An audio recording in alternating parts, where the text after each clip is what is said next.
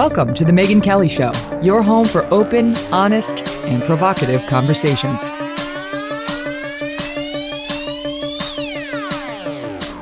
Hey everyone, I'm Megyn Kelly. Welcome to The Megyn Kelly Show. We've got a great one for you today. I think you're going to find this really smart, really interesting, provocative, and contrarian, as they say. We've got Coleman Hughes and Professor Glenn Loury, two guys who I really, really deeply admire. And if you don't know who they are, you're going to deeply, deeply admire them very shortly. More on them in just 1 second. But first, I want to talk to you about Pure Talk. Let's talk about talk. Who's your wireless provider? Is it AT&T, Verizon, T-Mobile? Well, what if I told you you could be saving over $400 a year without having to sacrifice your service or coverage? Pure Talk is on the exact same network as one of those big carriers. We're not allowed to tell you which one, but it rhymes with Schmerizon. No, just kidding. I actually don't know. I don't know which one it is, but it's a big one. And they give you, Pure Talk does, the same bars, the same service for half the price. I mean, it's just dumb not to go with them, right? You're just costing yourself money unnecessarily. They don't play the same games as the big carriers do. I mean, they sell you your unlimited data and you don't need that much. Pure Talk instead will give you unlimited talk, unlimited text, 2 gigs of data, all for just $20 a month. That's it. Their customer service is US-based, second to none, and it's the #1 rated wireless company according to Consumer Affairs. And their CEO is a veteran, so there you go. Make the switch. It'll be the easiest decision you make all day. Get unlimited talk, text, plus 2 gigs of data, all for just $20 a month. From your cell phone, dial pound 250 and say Megyn Kelly, and you'll save another 50% off your first month. Pound 250, say Megyn Kelly. Pure Talk. Simply smarter wireless. And now just a quick word about the two guys we're going to be talking to. Coleman Hughes is 24 years old, a Columbia University graduate, and has become, I think, one of the most promising intellectuals of our time. He is, like Glenn, a contrarian. He does not accept sort of these race narratives that have been shoved down our throats, and has really been pushing back in a smart, forceful, respectful way on some of the narratives that we've been sold about our country and ourselves. One more on Coleman before I get to Glenn.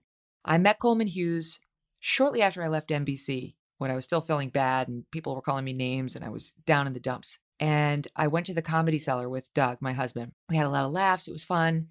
And before I left the Comedy Cellar, he came over and introduced himself. He was there. He knows a lot of the comedians, and he himself is not one, but he was there enjoying everything as well. He introduced himself, and we sat, and he opened with, Megyn, I just want to tell you that what was done to you at NBC and the accusations against you are bullshit. And of course, I was in such a dark period and place that I was like, oh my God, right? It was like, he was like an angel who came over to help me. And we talked, I mean, over an hour, maybe 2 hours that night about everything. And I left with such a better understanding of what had happened to me, where we were in the country, where we were about to go, and felt so grateful to him. And just one other thing on him, he had me on his podcast recently, and we did a really in-depth conversation. And he never asked me about the NBC exit or the blackface thing. And I heard him later introduce the interview by saying, I'm not going to ask her about that because one of the downsides of cancel culture is the person who's been the victim of it keeps getting re-victimized by people who keep bringing it up like it's meant to be part of their story. That's what kind of a guy Coleman Hughes is. He truly is a beautiful man in every sense of that word. And so the reason for inviting him on is multifaceted. Glenn is somebody I listened to all summer long in the wake of the George Floyd protests. And he is intellectually fierce and really fair to his critics on the other side. He'll help you understand both arguments. But I think he's an intellectual giant. And when he talks, you're going to want to stand up and cheer. He's just that kind of persuasive thinker. So these two guys are friends. They've done a lot of panels together. They don't agree on everything like Trump. But I think they agree on the big things, like the damage that's being done to our country by woke culture crusaders who are more bullies than true activists. Anyway, enjoy. Professor Glenn Loury and Coleman Hughes. Thank you guys both so much for being here. Thank you. My pleasure. Thrilled to have you. Thrilled. I just want to tell the audience that the entire summer, as we were going through the George Floyd protests and all the racial unrest we saw in the country, you were who I read, Coleman, and you were who I watched, Glenn, on The Glenn Show, which I highly recommend to everybody. I watched it on YouTube. You and John McWhorter, who, you come on, he's a little bit more left than you are, but these were all great debates where I learned. And it's just so hard to find open debates where people can still teach you as opposed to just preach to you in a way that's not really that informative. So anyway, thank you for that. Let's just start because it's the most recent news of the day with Trump. And I know, Coleman, you describe yourself as a liberal, and Glenn, you've been a liberal, but you describe yourself now as a conservative. So do you guys mind sharing how you voted and why you voted that way? I'll start with you, Coleman. Yeah, I'm not really sure what I am anymore, and I don't get too hung up on these words, liberal and conservative. But I voted for Biden, and it's more accurate to say I voted against Trump. I think a lot of the arguments in favor of Trump that I hear are really arguments against left-wing hypocrisy and media bias, all of which I think are real and worrisome phenomena. But when I see the way Trump conducts himself, the undignified way he holds the office, his boorish personality, I think all of it is such a turnoff that, and Biden has been fairly good at rejecting woke excesses thus far on the left, that Biden seemed like the clear pick for me. So that's why I voted Biden. But I could see why someone would vote Trump simply as a rejection of left-wing identity politics and the apologizing for riots and so on and so forth. But ultimately, I think for Trump to be the face of the fight against woke excesses is not good. It's not good for that face to be someone so undignified. That's an interesting point, because there has been a debate about whether the fight against wokeness and cancel culture, is it helped by having Trump in the office, or is it hurt by having Trump in the office? And that's well articulated, an argument that if you oppose that stuff, as I definitely do, you'll do better without him. And you're right, Biden has not signaled that he's in favor of this stuff, although he does say he's going to bring back the critical race theory mandated sessions for the federal government and contractors dealing with the feds, and a couple of other things. Like he's unfortunately, today the news broke that he's going to try to bring back these incredibly unfair anti-due process standards for accused men on college campuses that Obama had in place and Betsy DeVos under Trump tried to remove. I mean, the long and the short of it is you can't cross-examine your accuser. If you're a college guy accused of sexual assault, you have no right to an attorney in the room. You have no right to discovery, so you can't see her texts or messages to friends. And once you get found guilty, which you are in virtually all cases, you have very limited rights of appeal. You basically get labeled a sex offender. It's very hard to get into another college. It's just been crazy slanted in one direction. And now he's saying he's going to bring those unfair standards back. Glenn, let me ask you, I've heard you defend Trump on a lot of things, and I don't know if you voted for him. Megyn, I want to defend Trump. I don't want to tell you how I voted. What I say is I voted for Biden, but you shouldn't believe me. And the joke is, if I had voted for Trump, I would never say it. You can't ask me if I voted for Trump and expect me to say yes to that. Okay, so there's no information in my response to your question as to how I voted. I voted for Biden, but you've learned nothing from me saying so. But I want to make the case for Trump because I think this personification thing is ridiculous. I mean, we're now dancing on the grave of Trump. I mean, the energy of the moment is, oh, hallelujah, our long, dark nightmare is over. Whereas the difference between Trump and Biden is What is your policy about building pipelines and about fracking and about global warming and about America's positioning in the climate change debate? The difference between Biden and Trump is, what are you going to do at the border? What is exactly the philosophy of your view about the integrity of the American nation state? The difference between Biden and Trump is, who is Secretary of the Treasury? Um, the difference between Biden and Trump is a lot of things. There's 70 plus million people who voted for Trump, et cetera, et cetera, et cetera. This is a fight about America. Huge forces are at play here. That the press, that the coastal elites, that the pointy heads in the university, that the 3 and 5 gender people would drive the agenda of American politics is a horrifying prospect. That the deep state, that the phony Russia hoax, I know how it sounds. I know my saying this will mark me because I bothered to invoke the fact that the result of the 2016 election was never accepted. I don't want these people, and you know who I'm talking about. I'm talking about the news anchors. I'm talking about the people who put out 1619 projects. I'm talking about the people who give National Book Awards. I don't want these people telling me what this country is about. That's a legitimate position. To reduce that argument to the personality of Donald J. Trump, he is merely an avatar standing in for a whole lot of forces in the society. I want regulations down. I like the way the economy was going before the COVID thing came. I want the economy to open up. I don't want another shutdown. Those are legitimate positions. Glenn just unleashed the heat, Coleman. Did, yeah. So, I mean, I don't think you disagree with a lot of that, but what points would you take issue with, if any?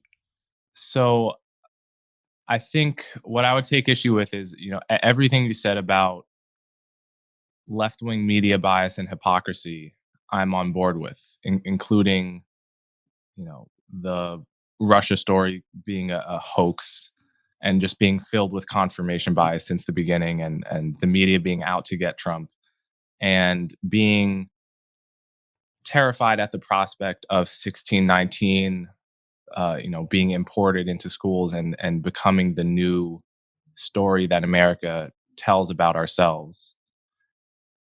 My question is, what about the past 4 years of the Trump administration has shown us that Trump is an effective bulwark against that? Like there's a first question about how much power the executive has over a cultural war of ideas to begin with. And then there's a secondary question of what Trump's net effect on left-wing craziness is. Like the logic of Trump derangement syndrome presupposes that Trump deranges people on the left to a degree that a Mitt Romney or someone I would feel comfortable voting for, like a Mitt Romney or a John McCain, wouldn't. And so I think it's not clear to me. I'm not saying that without Trump suddenly this stuff is going to go away. What I'm saying is, it's not clear to me what the net effect of Trump, the personality, is. Can I respond to that? I want to give a concrete example. The race debate. Colin Kaepernick taking a knee. The NFL. Trump picking a fight about that. The cops. Are the cops racist? Going to the bedside of Jacob Blake. Talking to the daughter of George Floyd. I mean, mothers of the movement. Martyrdom in the Black community from cops. Okay, versus love your country. You should be fortunate to be playing in the NFL and being a millionaire. What do you mean systemic racism? The country's made tremendous strides. The cops, are you kidding me? It's one of the toughest jobs you could ever imagine. Really? You're going to take the side of the quote unquote thug over and against the cops? The riots? You're going to apologize for that? Now, Trump is an imperfect tribune for a particular position in that discussion. That position says, by and large, the cops are our friends. After all, the murder rate in New York City went from over 2,000 to under 500 in a decade. After all, most of these incidents involve people who are provoking whatever the altercation is that ultimately ends up in their end. After all, really? You're going to tell me that George Floyd is a hero? That's a legitimate position. Mm-hmm. And Trump embodies it. Now, So let's go with that. Let me just finish this. 70 Yeah, go million ahead. people. That is almost half the electorate. You're going to roll that up into he's a racist and he's an imperfect representation of something. It's not about him. Go ahead, Yeah, Coleman. I don't think he's a racist. I think, and it's not just that he's imperfect, right? Like if he's the embodiment of the "I love America" vote, and again, everything you say, these are things we pretty much see eye to eye on. But if he's the embodiment of the "I love America" vote, what makes me angry as an American is when he doesn't respect the norms of democracy, such as conceding an election. Right? Like that seems to me, as the president that is the one to defend Thomas Jefferson statues, for example, which I'm completely on Trump's side of. For him to then, disrespect, piss all over the founding fathers' graves by not respecting the transition of power is something that actually angers me in a patriotic sense. And it makes it, a blunder like that makes Trump's entire package more easily dismissible.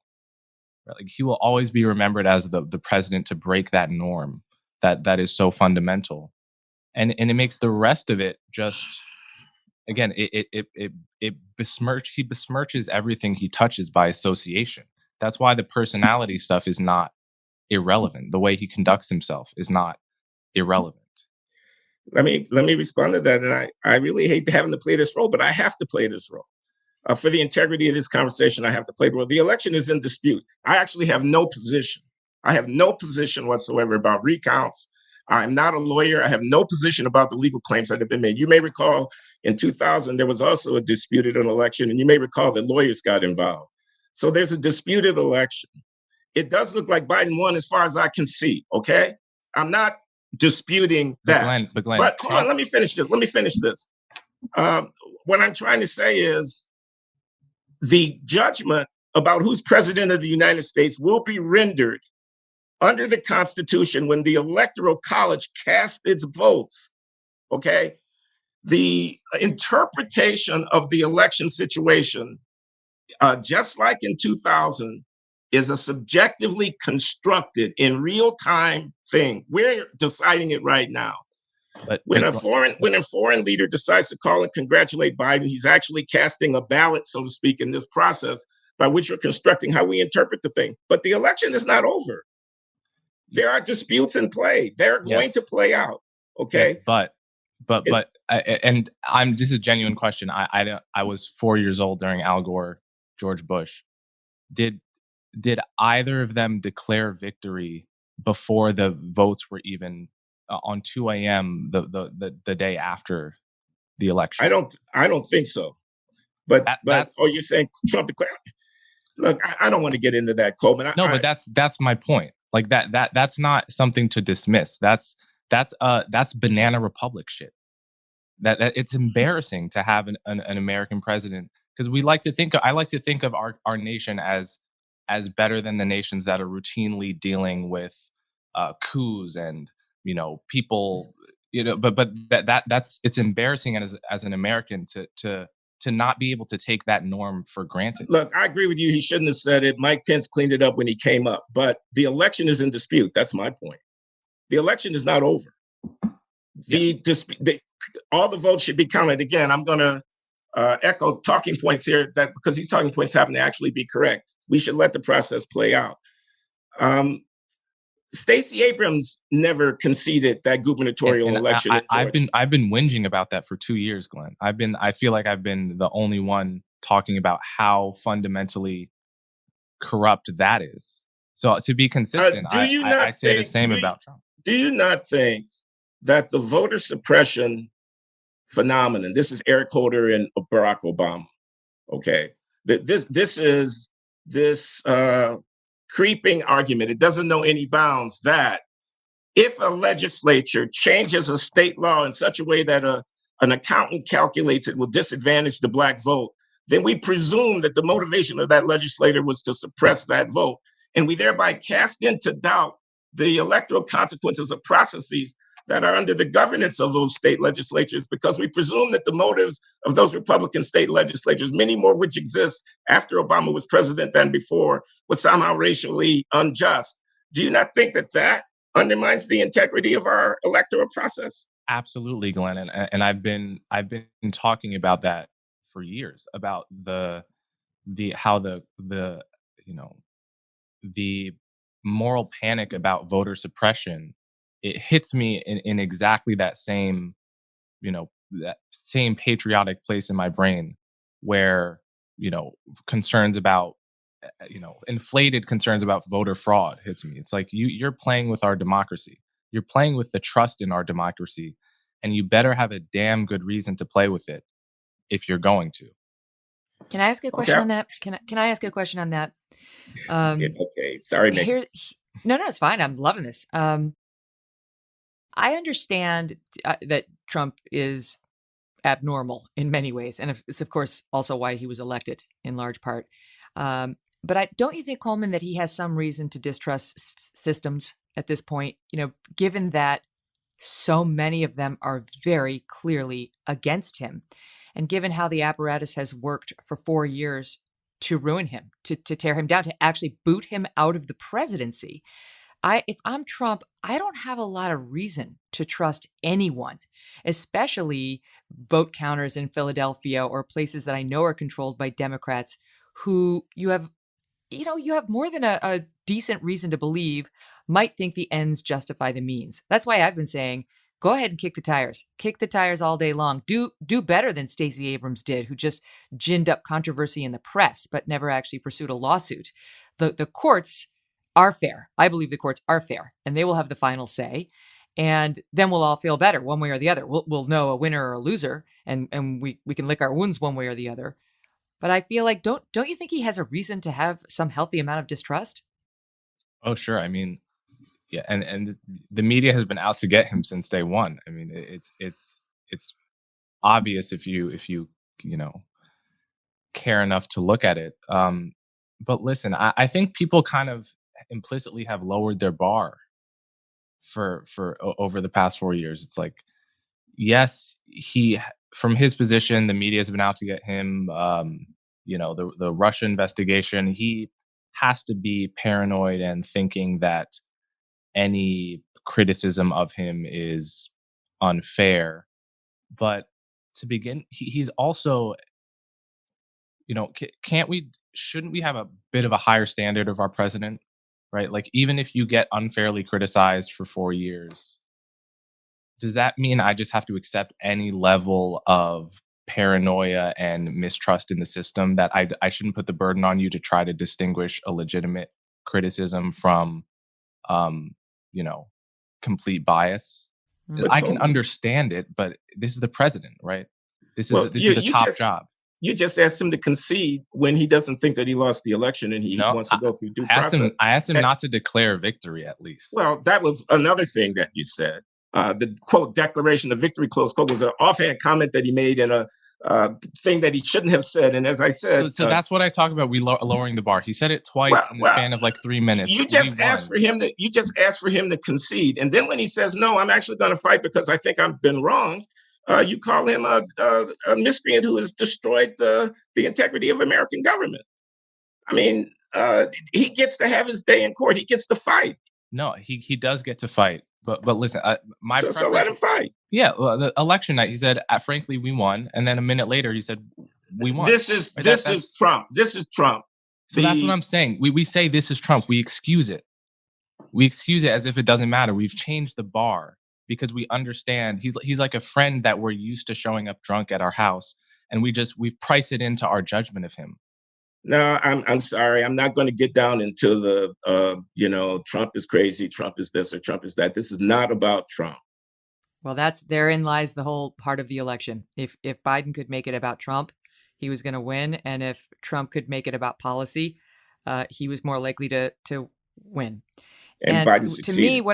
when I see Trump doing what he's doing, and I'm not in Trump's head, I can't tell you whether he believes he's in fact the victor or whether he's trying to create a soft PR exit for himself. I don't know.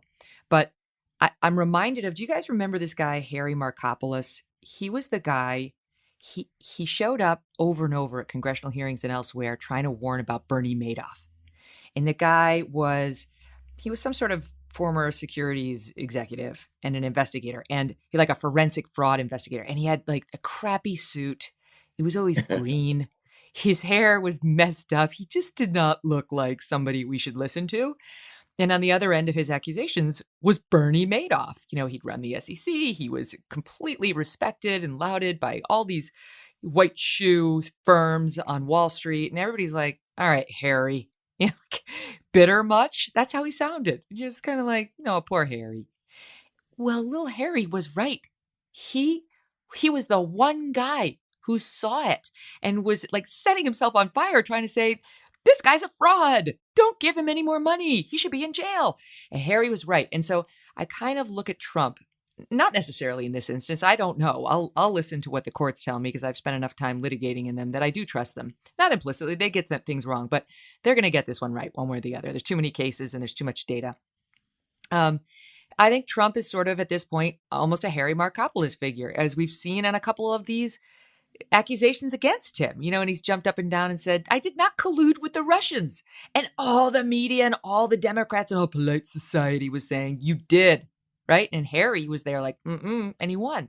And Trump was coming in saying the media is the enemy. They're the enemy. And people are like, it's disgusting and it's deplorable. And you know what? He was proven right. They're certainly his enemy, and they are the enemy of his supporters. I mean, you don't have to look far for evidence of that. So I almost see this, whether he wins or loses, as his final Harry Markopolos moment. We'll find out. Can I ask you now what you take away from the black vote? Because the numbers have changed from election night to now. It looks like he got 8% of the black vote overall.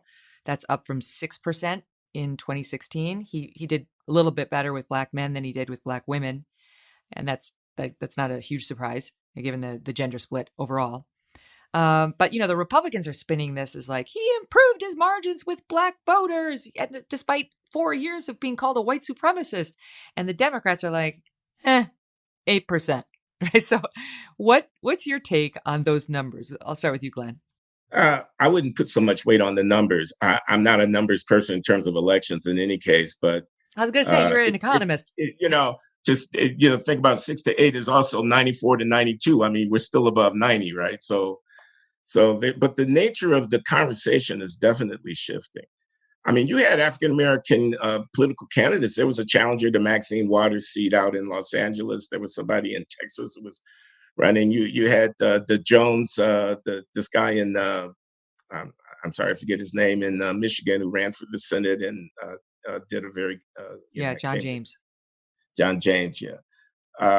You have Tim Scott has played a role in the senatorial campaign committee and stuff like that. You have these rappers. It's froth on the top of the public culture, but it's still, I think, indicative of something. Trump missed an opportunity. I think if he had been more of an effective populist, he might have been able to pry this kind of lock that Democrats have on African-American political sensibility a little bit away. Certainly, I think he had the potential to do so. I think we have opened up a conversation about the political tenor of African-American leadership and such that I think in the years ahead will be interesting to see what develops. Mm-hmm. Do you see any sort of a trend happening here, Coleman? Well, there is a trend. Apparently, I was speaking with David Shore, who is Obama's in-house Nate Silver type, and he pointed out that ever since either 2000 or 2004, every 4 years, the percentage of the black vote that goes red has increased, and so this 2% increase could have nothing to do with Trump per se, and just be a continuation of that trend. And it's, of course, the trend is starting out with such small numbers that it's easy to ignore. But, and frankly, I don't know exactly what is causing the trend, but there certainly is a trend line in one direction. And it's possible that 30 or 40 years from now, that might be a really significant chunk of the vote. I don't Yeah, I mean, plan we on certainly waiting that saw long, Coleman. it. I said I don't plan on waiting that long. Well, we I don't certainly saw have it. 30. I don't have 30 years.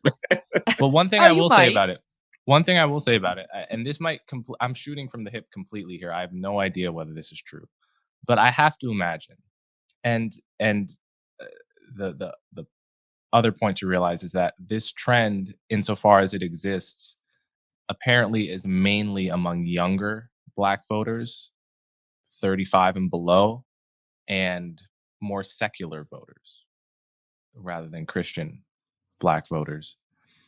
To the extent that that's true, at least the youth part, what it part of it could be is that younger Black Americans are growing up in a country that is less racist than it's ever been, in a condition where racism will never be completely gone, but where, I just talked to my father, I talked to my grandfather, they had more experiences of frank, straight up racism than I have.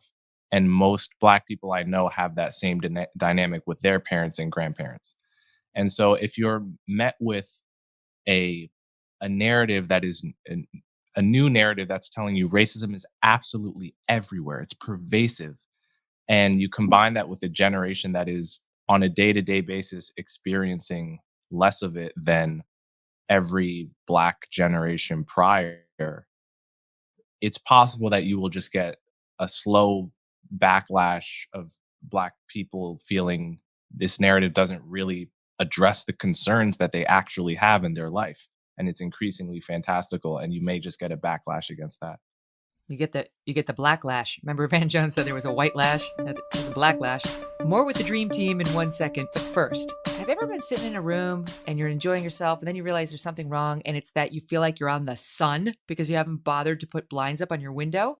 Call Blinds Galore. Go to Blinds Galore. That's what you need to do.com, because they can help give any room an incredible makeover with custom window coverings. It's a family-owned and run company that's been doing this for over 20 years, led by a mother-daughter duo. And blindsgalore.com was actually the very first place to buy custom window treatments online. In other words, they can give you blinds and shades and shutters and drapes, everything, and you can do it all online. You don't actually have to go into the store. The experts at Blinds Galore have covered over 2 million windows. They'll make it super easy to get custom coverage that you've always wanted at a great price, and you could do it all from the comfort of your living room. You take your measurements, you customize them online, and with blindsgalore.com's new Build a Blind tool, you'll even be able to see exactly how your blinds or your shades will look on screen before you hit purchase. You're going to save a ton compared to the big stores, and you'll get a custom-made product designed just for your windows. Now, also, you can connect it to your smart home or Amazon Alexa. That's nice. So it's easy to get custom blinds and shades that you've always wanted in your home at Blinds Galore. Get started with 15 free samples and take up to 45% off your order. Visit blindsgalore.com today and let them know that I sent you by choosing the Megyn Kelly Show at checkout. Beautiful custom window treatments are waiting for you at blindsgalore.com. That's blindsgalore.com.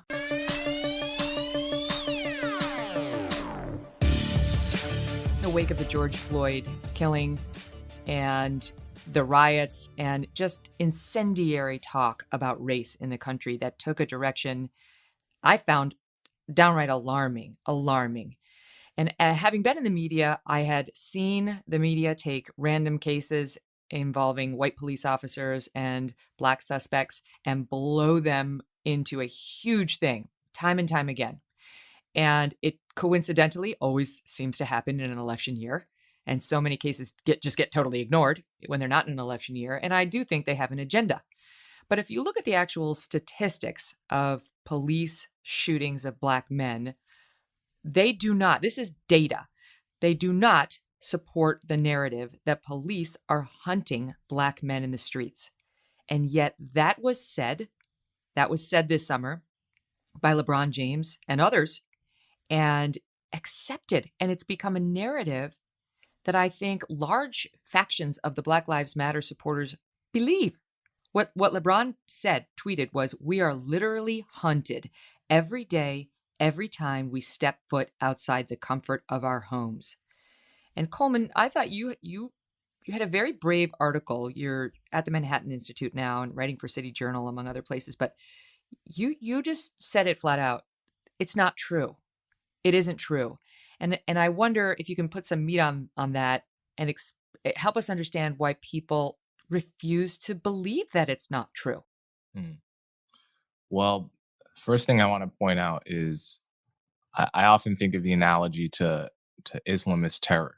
If you heard someone say, "I fear being killed by a jihadi every time I walk out of my home in Virginia," say, you would think to yourself, "Well, this person has imbibed a narrative so crazy that they might be crazy." And you would feel no compunction at all pushing back against them and saying, "Well, actually, only 30 people died from Islamist terror last year, and obviously one is too many, but let's not blow this out of proportion." Right? You would understand, at least people on the left would understand instinctively why it's important to pour cold water on crazy exaggerations of a problem.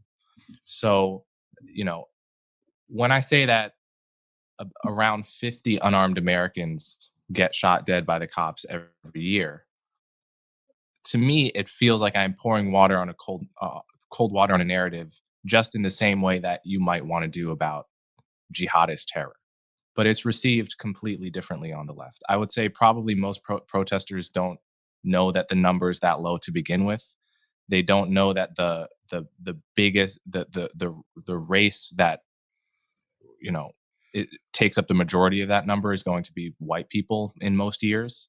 And the other thing that people really don't know, if they're not paying attention closely, is that every time you see a video of a black person unarmed getting shot by a cop, there is almost an identical video or situation that has happened to a white person, probably in the same year, that you don't know about, because they don't get elevated into your Instagram feed, into your Facebook feed, into the areas that into the media that people consume nowadays. So in my piece, I took a random year. I took 2015 and just listed 10 or 12 different unarmed white people that were shot and killed by cops.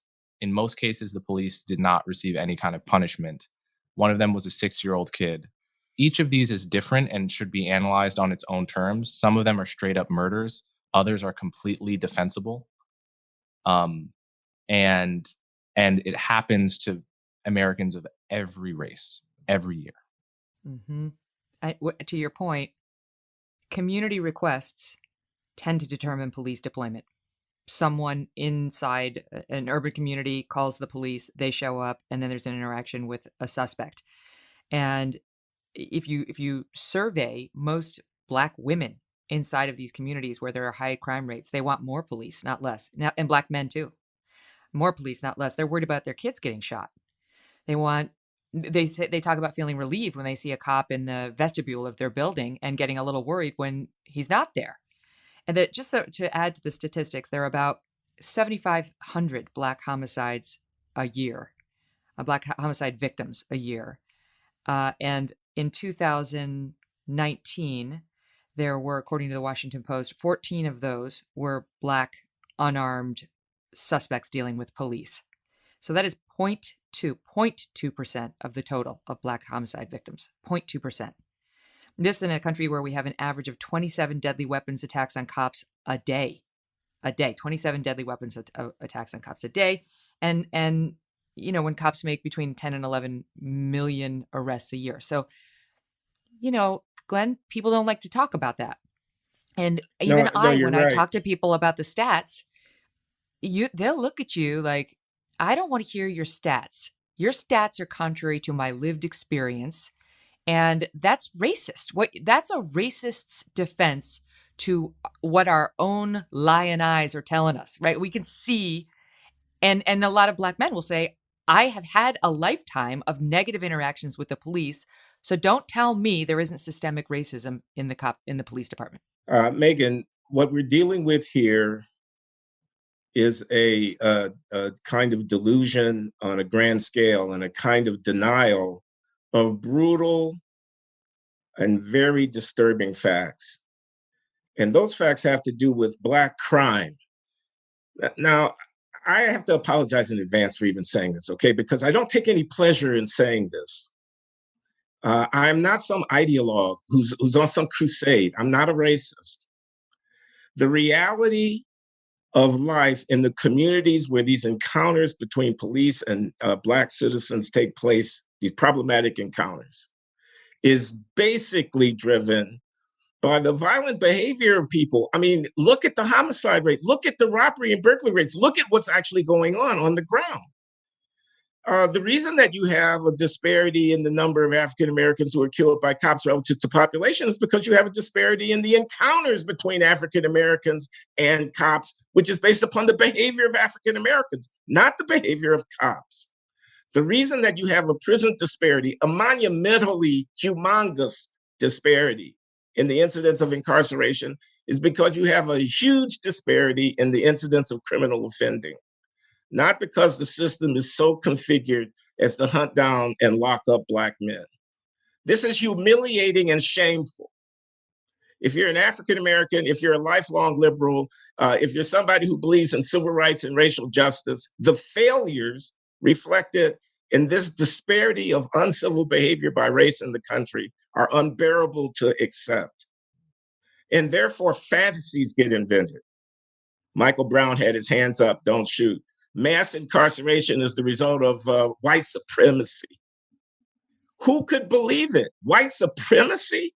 Certainly, if you're one of these police officers, or he's your uncle or your brother or your cousin, and you live in, I don't know, Staten Island somewhere, one of these enclaves of working class white people around here, Providence, Rhode Island, Johnston, Rhode Island, or something like that. You don't believe that for a minute, and you're worried about the future of your country. That's what's at stake in this debate. The stats that I've seen say that 60% of the violent crime in our major cities are committed by Black defendants. And so necessarily their interactions with police will go up. But the response to that, Glenn, is, well, why is that? Why are more Black people offending in a criminal way? Why? That's where racism comes in, that the system has kept them in poor communities where they don't have any economic advantages, where their education system is awful, leading to bad choices that the rest of society doesn't seem to give a damn about. Okay. We can have that conversation. I don't think I need to know the answer to the question why, as I don't think anybody actually does know the answer to that question to be able to decide about order, law, and civility. I mean, I think I get to ask of citizens, don't hurt the other person. I get to ask that of them, regardless of their socioeconomic experience. That's a bedrock of civilization. I get to expect that people are going to actually conform in such a way that they don't take the lives of 6-year-olds sitting on their auntie's lap on the front porch. That's barbarity.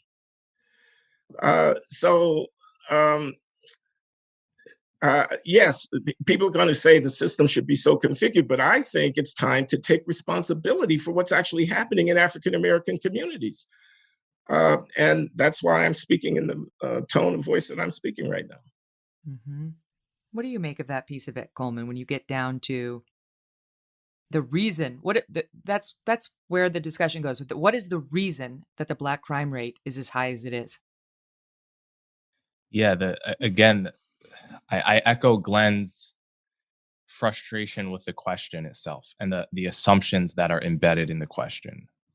The assumptions that are embedded in the question is that criminal behavior is, completely unnatural. If someone has violent impulses, that couldn't possibly be how some people are. It has to be something society injected into them.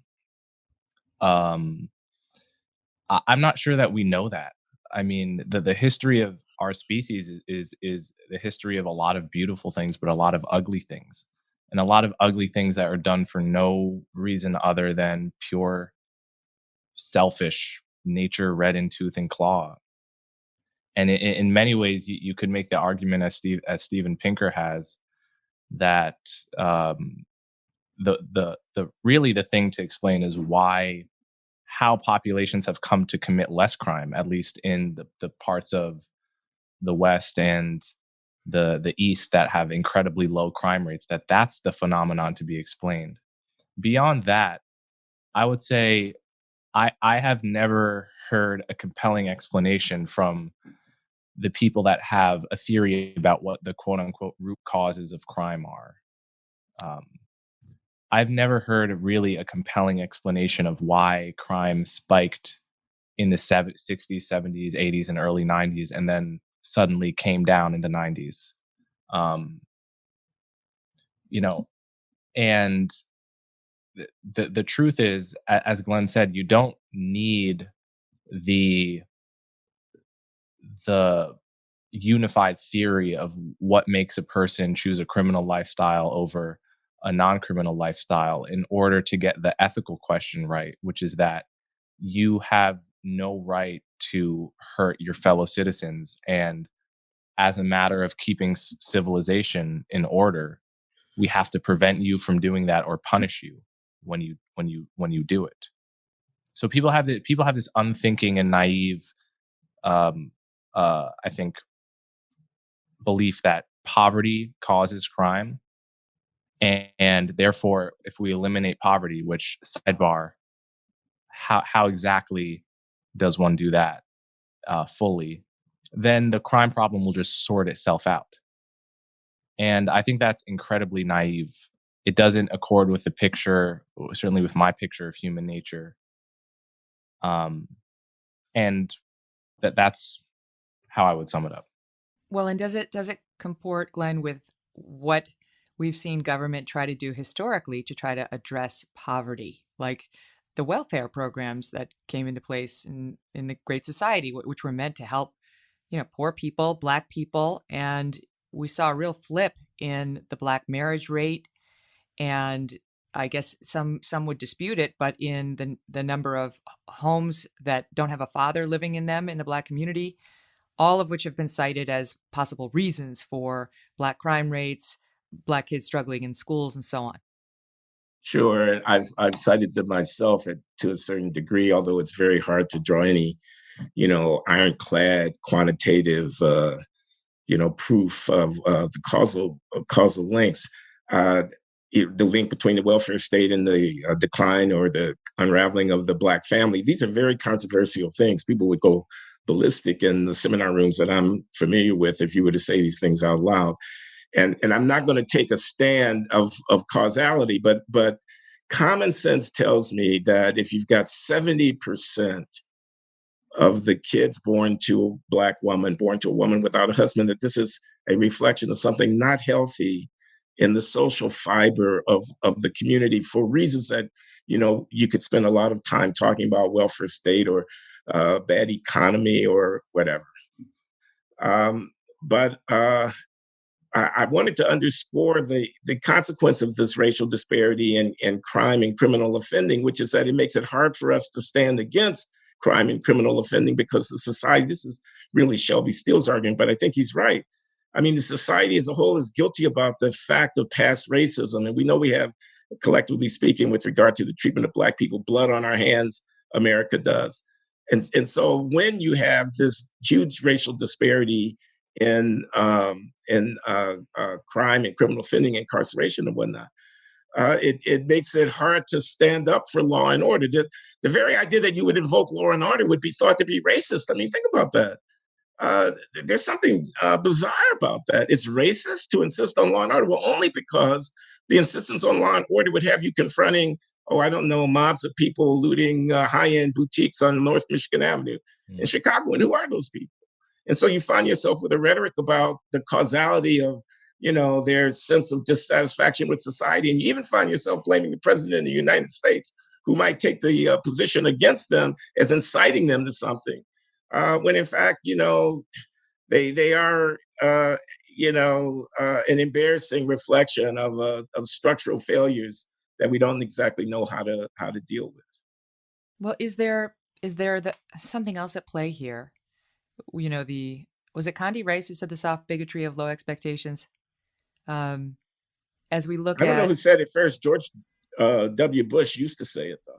yeah, I think you got it from Condi. It's you look at some of the Black crime rates, and you look at how Black kids are struggling in our education system, and how some schools are dealing with it. And in too many schools, it's just to lower the standards or just assume they can't do it or pass them anyway, even though their reading and their math is entirely too low for their grade level. And I think this is done by a lot of people who are trying to be allies, right? They're trying to sort of excuse the crime rate in the one instance as, they're victims of circumstance, and excuse poor performance in school, for different but maybe related reasons. But both have the same net effect, which is to not really help anyone. And I think, if we can focus on schools for a minute, and Glenn, you're of academia, and Coleman, you just graduated from Columbia, so you're not too far out of it yourself. I would love to talk about the achievement gap, because we've had huge federal spending on trying to fix it, but it keeps going up. And the government, they've tried to prioritize poor children to try to equalize spending between poor neighborhoods and rich neighborhoods, but still the test scores in math and science and reading, they've remained flat for 40 years. And the question is why, right? Why? Just to give you a couple stats so the audience is up to speed, I think there was a study in 2012 by the Department of Education. 79% of eighth graders in Chicago could not read. And it was split basically down the middle, Black and Hispanic. In Detroit, only 7% of eighth graders were proficient in reading. Only 4% were proficient in math. And it was something like in 5 out of 7 categories, a majority of Blacks were scoring at the lowest level possible. So it's just the stats are alarming and bad. And what we're hearing right now is that's because of systemic racism. I'll give that one to you first, Coleman. Yeah. So it strikes me that when you talk about the bigotry of low expectations, the measure of how much you respect a person is what you would blame them for if they mess up. If I'm looking at the best chess player in the world and he makes a blunder, I blame him. I say I'm disappointed in him. If on the other hand, I'm looking at someone for whom it's true to say that nothing they could do would be so bad that I would blame them and them only, what I'm saying about them is that I do not view them as a full human being with agency and autonomy. You're saying about them the opposite of what you would say about the best chess player in the world, right? You're saying you view them in precisely the opposite way, as someone so low that nothing is beneath them. They cannot be blamed for anything. They're like a child. That's the approach that is generally taken, because a lot of liberals feel that given the choice between quote unquote victim blaming and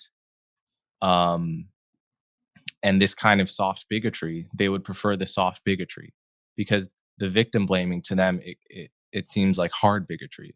And I think a lot of people look at these stats and they feel dejected. They feel, I have no idea. I don't really know how we could make them much better. Because it's a very tough thing, raising test scores. As you say, we've been trying to do it for 50 years and it's not so easy. At the same time, the charter schools that occasionally have some success with it, for some reason, those are opposed by the left. Mm-hmm. So isn't it teachers unions? Isn't that the reason yes. Those are opposed? I find the contrast between the reception on the left of teachers unions and police unions to be very, very interesting. Teachers unions are unions, and they're in the business of protecting the interests of their members, and the interests of their members are not perfectly aligned with the interest of the kids. It's obvious, given the statistics that you were talking about, that these institutions are not succeeding.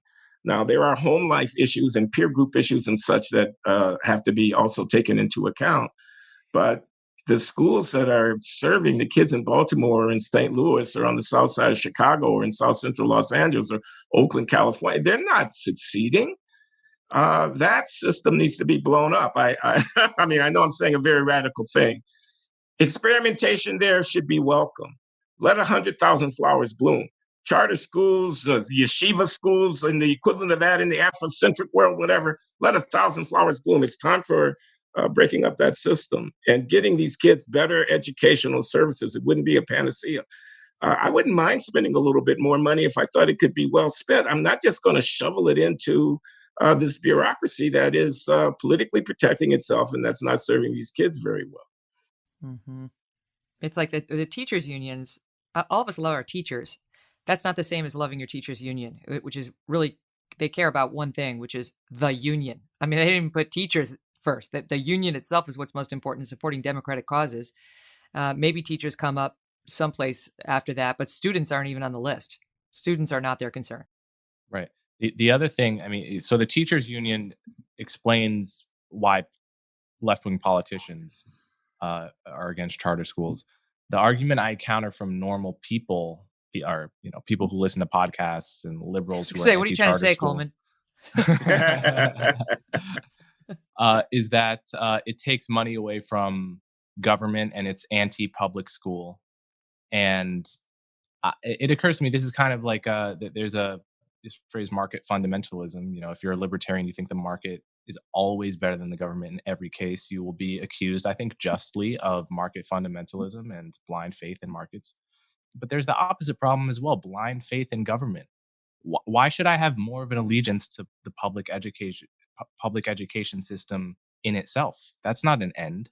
The end is to educate kids by whatever means necessary. What about, can I ask you, I read, among the other works I was into this summer was Jason Riley's Please Stop Helping Us, right? Which is a great book. And he's writer for the Wall Street Journal. And he cites in there another problem, which is culture. And this is, I be honest with you, I feel uncomfortable even saying this as a white woman.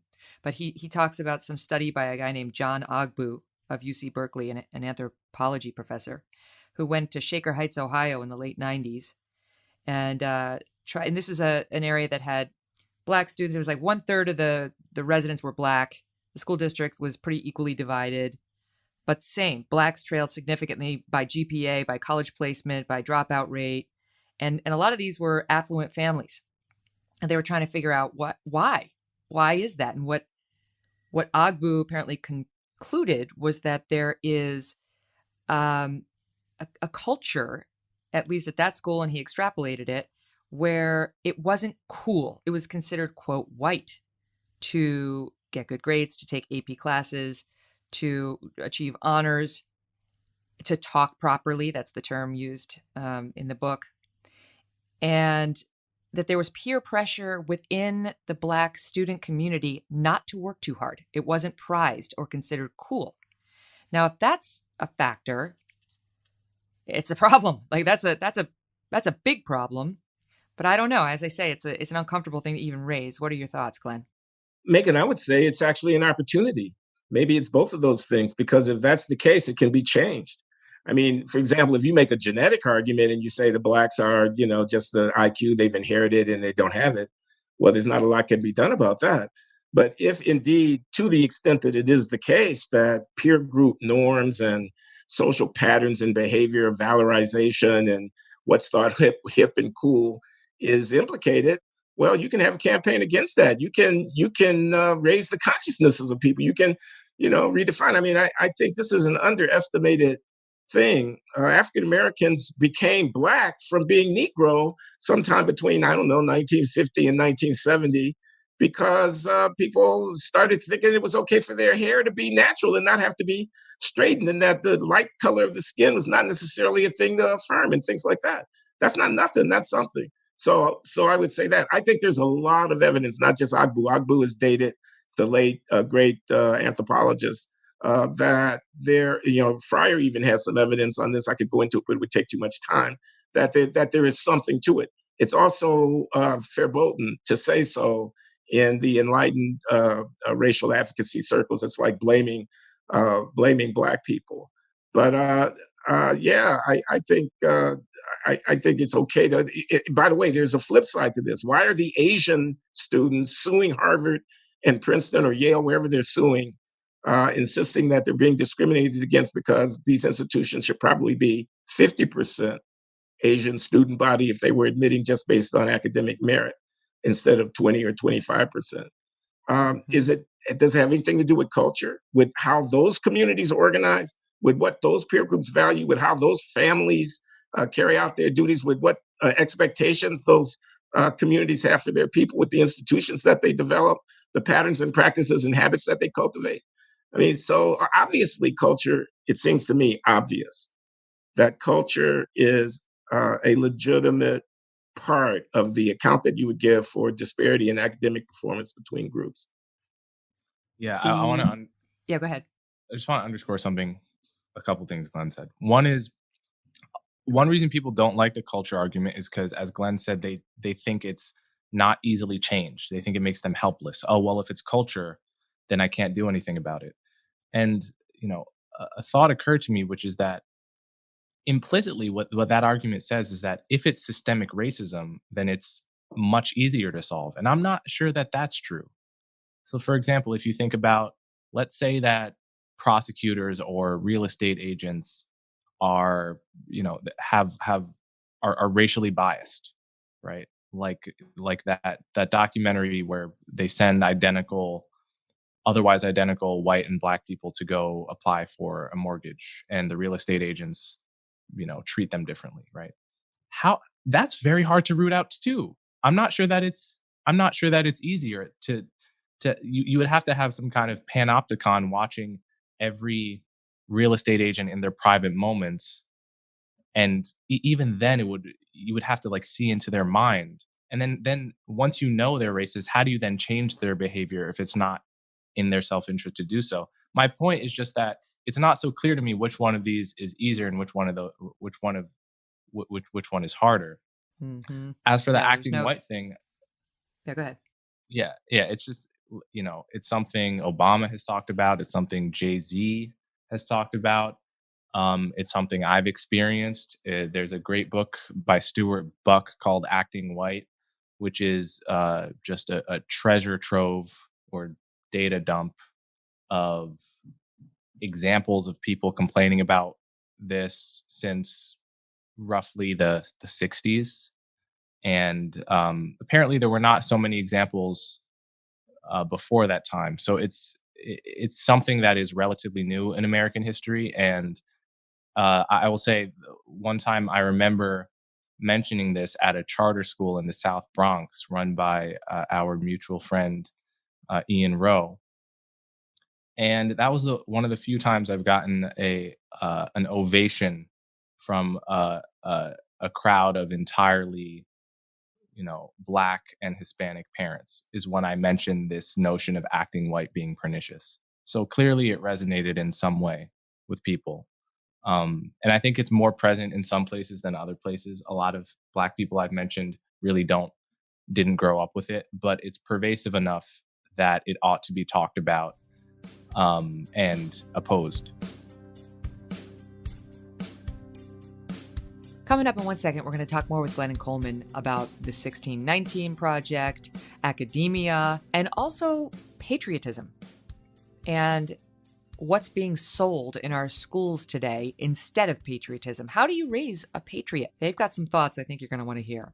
But first, I got a crash course in home title theft, and you better pray this crime never happens to you, because it can ruin you. It can ruin you financially. Here's how easy it is.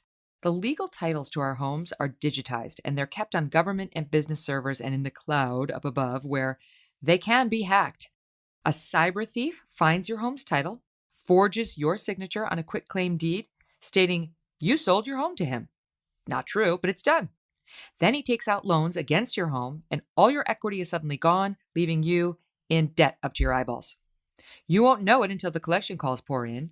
You're not protected by anything. Insurance, your bank, the common identity theft programs are like, see ya, wouldn't want to be ya. Home Title Lock, however, will protect you. Home Title Lock will put a barrier around your home's title, and the instant they detect tampering, they will help shut it down cold. Go to HometitleLock.com and register your address to see if you're already a victim, and then use code RADIO for 30 free days of protection. That's code RADIO at HometitleLock.com. All right, back to Glenn and Coleman in 1 second. But first, we're going to bring you a feature we call Asked and Answered. And this is where we bring in our executive producer, Steve Krakauer, to do the asked part of this feature. Steve? Hey, Megyn. Yeah, lots of great questions continue coming in. Send those to questions@devilmaycaremedia.com. This one comes from Jennifer Bell, sort of a general question that I thought is a good little look behind the scenes. She says she's been enjoying the show, enjoys the middle of the road approach, and wants to know, how do you select guests that come on your show? Mm. Well, it depends. I mean, some people I just love and I want to talk to, and I, gave my team a list. And like the interview you're listening to right now, would fall in that category. There was zero chance of me doing the show without talking to those two guys, and I want to have them back on over and over and over. And I hope you feel the same way. I could have picked any one of those subjects, and we could have done an hour with those guys on, racial preferences, on police, on Black Lives Matter. They're just brilliant. There's just not enough time in the day. But then there's also just the work of my team where we sit down and we ask ourselves, what are the issues in the news and who would be the best guest for it? What are the books coming out and which ones have our interest? I don't know who's sort of a provocateur out there who might be fun to talk to. Like when I saw Kim Klacik on The View take on Joy and Sunny, I was like, I want to know her. So some of it is just fulfilling my personal wish list based on what the team finds interesting too. I will tell you without revealing the guests. All right, I'm not going to tell you who it is. But I said to my team, there is one set of guests that if you could get them, it would be my dream come true. Like I could retire. I don't have to interview anybody ever again after I speak with this set. And they were like, okay. And we got them. And my team, Steve, I'm talking about you. You sent me an email update about the guests. You were like, okay, so on the 10th, we have this person, and on the 12th, we have that person, and on the 14th, and you just threw them in there like it was a nothing. I was like, I was on the couch with my family, and my kids were like, what happened? Like, oh my God. So, I mean, this is a great tease for the interview. Everybody home is wondering who the hell it could be, who could generate this much excitement. They're almost sure to be disappointed now. Anything I say is going to be a disappointment. But it's a collective effort is the bottom line. And sometimes it brings a lot of delight into my life and hopefully into yours. Did I sum it up okay? What do you think, Steve? Yeah, I don't think anyone will have any idea what it is, but they will find out next month. That's a good tease.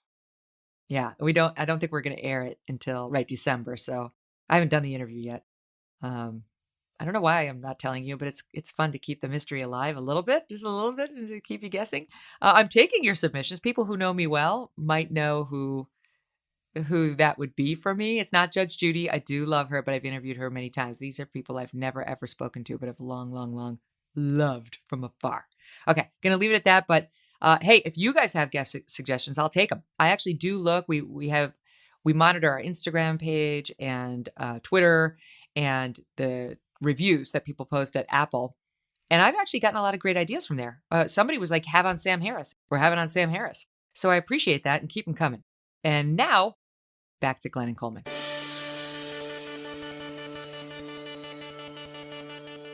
Well, as you guys know, now we're at a place where things like self-reliance, determination, belief in the American dream, according to the Smithsonian, at least, those are all white terms that are racist if you encourage them in Black people or students. It's gotten to the point now where ideals that we used to attach to academic achievement or striving to be a professional success are now being dismissed as racist and not laudable. And you've got that example. You've got the example at Rutgers, Glenn, where they decided to change the grammar standards because they thought they were racist against Black students, as if they're not capable of something higher or better. That it's racist to expect that. And I do wonder where all of this goes. Like where does this wind up? Well, it's very troubling, and I think the character of the country in some ways is being tested. I like to think about it in terms of, the history of discrimination cannot have but had the consequence of hindering the full development of African American potential. So when we come through the era of the civil rights movement and where we are now, where pretty much we have reckoned with that legacy. I mean, we have equal rights laws all across the board. There will still be disparity because there's a disparity of development. And that's going to manifest itself in a lot of ways, including in the performance of kids in these educational institutions.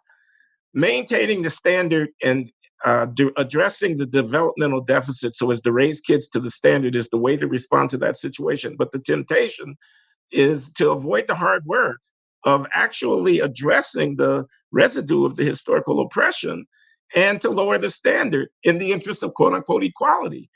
And the thing that I find most troubling about it, not only the loss of human potential, but the loss of integrity and dignity in the society, because everybody actually knows the difference between fit, healthy, performance and unfit and deficient performance. If you can't read, you can't read. There's no way to hide that. So the inequality of history, which led to the underdevelopment of the Black population or some segments of it, when that underdevelopment is papered over and not addressed, continues in a kind of unexpressed way. It continues with people pretending that it doesn't exist, and I think that's a very bad place for us to be at. Mm-hmm. This summer, all these schools, including yours, Glenn, Brown University, rushed to send out self-flagellating letters about how racist they are, how racist America is, how sorry they are. And then it wasn't enough to say you're a racist. You had to say you're an anti-Black racist, like it lists the things that you've done and said that are bad. Our kids are we have a daughter. She's at an all-girls school. We have 2 boys in an all-boys school. So both of the schools sent almost identical letters. Just, we're terrible. The U.S. is terrible. So sorry. We're going to do everything within our power to make it up to everybody. And I think a lot of us were looking at this like, what specifically did you do? What did you do? There really wasn't anything specific. It was just an attempt to appease some of these student groups that were popping up, Black at this school, Black at that school, recounting alleged incidents of racism that had happened 30 years ago, some deeply disturbing, some milquetoast, like I sat alone at the lunch table for a year. Meanwhile, it's like, well, that's called middle school, white or Black. But I know that you spoke up at Brown, Glenn, because you were ticked off because it had sort of the air of, let me speak on behalf of the university to tell you how awful we are and what we're going to do about it. And people will not be surprised now that they've gotten to know you on this, spoke up. It's referred to as the Paxton letter, Paxson, because it was written by Christina Paxson, Brown's president. And it asserted that oppression, as well as prejudice, outright bigotry, and hate directly and personally affect the lives of millions of people in this nation every minute and every hour, committing the university to programming, courses, research opportunities to promote equity and justice, and went on from there to do some of the self-flagellating that I just discussed. Why did you have such a problem with it? This was in the wake of the George Floyd killing. I had a problem with it because it was signed by every top administrator in the university, the person who runs the university's portfolio, the general counsel of the university, the provost of the university, dean of the faculty, dean of the School of Public Health, and so forth. It was a manifesto. You read some of the language. I mean, think about that language. I can imagine the professor in African American studies who sent the memo that ended up getting adapted into the letter that had a sentence in it that every hour of every day and so forth and so on. It was preachy. It declared as if there were no argument that the killing of George Floyd was a manifestation of white supremacy run amok among us, and that all decent people must stand on the right side. And I thought that Christina Paxson could have had that opinion as her personal opinion, but to have that sent to every student, every member of the faculty and staff, and every alumnus, we're talking about many, many tens of thousands of people, with the imprimatur of the entire university leadership, that it was precluding the very intellectual deliberation about these sensitive and complex matters that the university exists to carry out in the first place. I thought it was a most horrific abuse of the responsibilities of management of this precious institution, which is a university, to put it on a bandwagon, to have it join a parade of people marching down the street with a banner. It's as if the university had taken a position in the presidential election, or if it had declared a position in the conflict in the Middle East or something like that.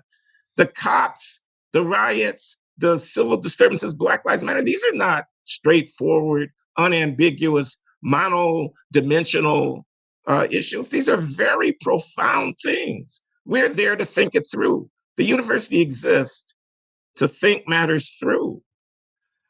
This politicization is horrible. It is poisoning the well.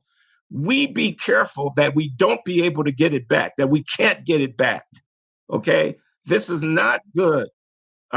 So the idea that all right-thinking people in Brown's community agree that Derek Chauvin's killing of George Floyd, if indeed he did do so, was a reflection of every hour of every day Black people live under the whatever, that is clearly a propagandistic, ideological pose.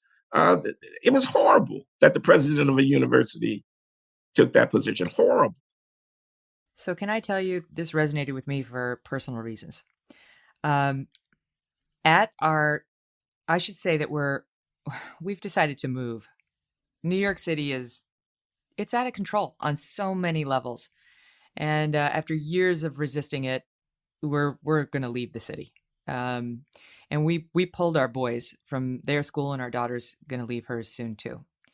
But the schools they've always been far left, which doesn't align with my own ideology, but I didn't really care. It's just like, most of my friends are liberals. It's fine. I come from Democrats as a family. I'm not offended at all by the ideology, and I lean center left on some things, but they've gone around the bend.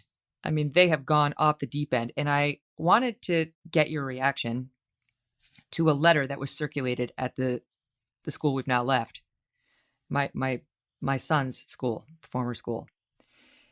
This summer, in the wake of George Floyd, they circulated amongst the diversity group, which includes white parents like us, just people who want to be allies and stay attuned to what we can do, an article. And afterward, they recirculated it and wanted every member of the faculty to read it. It was written by a woman named Nalia Weber, who says she's the executive director of the Orleans Public Education Network. She works in education advocacy. And just give me 1 minute to tell you some highlights of what she writes that my school wanted circulated to all the faculty.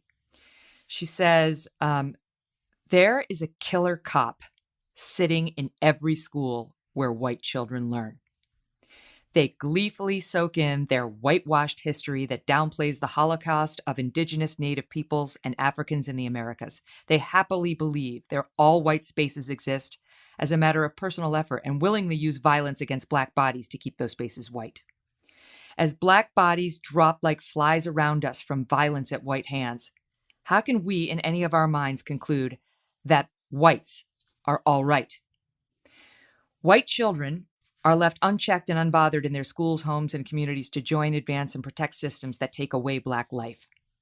I am tired of white people reveling in their state-sanctioned depravity, snuffing out Black life with no consequences. Where is the urgency for school reform for white kids being indoctrinated in Black death and protected from the consequences? Where are the government-sponsored reports looking into how white mothers are raising culturally deprived children who think Black death is okay? Where are the national conferences, white papers, and policy positions on the pathology of whiteness in schools? And here's the last part. This time, if you really want to make a difference in Black lives and not have to protest this shit again, go reform white kids, because that's where the problem is, with white children being raised from infancy to violate Black bodies with no remorse or accountability. Gosh, that's shocking. I mean, it's racist. That's straightforwardly racist. Mm-hmm.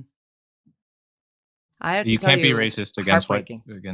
white people, Glenn. You know that. Yeah. Come on, but we know that's false. I want to point out one thing. I think I hold out a little bit of hope because the problem right now is that woke is cool. Being a woke anti-racist, you know, if you're at the age where you very much care about being seen as cool by your friends, obviously not if you live in a red part of the country, but if you live in a city, if you live in a liberal suburb, it's cool to be woke. Feels anti-establishment in some ways, even though I think I could make a case that it's not, given that Walmart and Target are saying Black Lives Matter at this point. Nevertheless, for many people, it feels like they didn't necessarily get woke from their kindergarten and sixth grade teachers. So they still feel you can tap into that sense of edgy identity seeking adolescence by being woke. That can't go on forever and for much longer. As this stuff pervades the school systems and as people start hearing woke ideas from their kindergarten teachers, there's nothing that will make it less cool more quickly. And I hold out hope that will happen as a result. Mm-hmm. Maybe Well, that's Glenn said, optimistic. you mentioned the term, they're poisoning the well. And that's how I felt when I read that letter. Which boy in my kid's school is the future killer cop?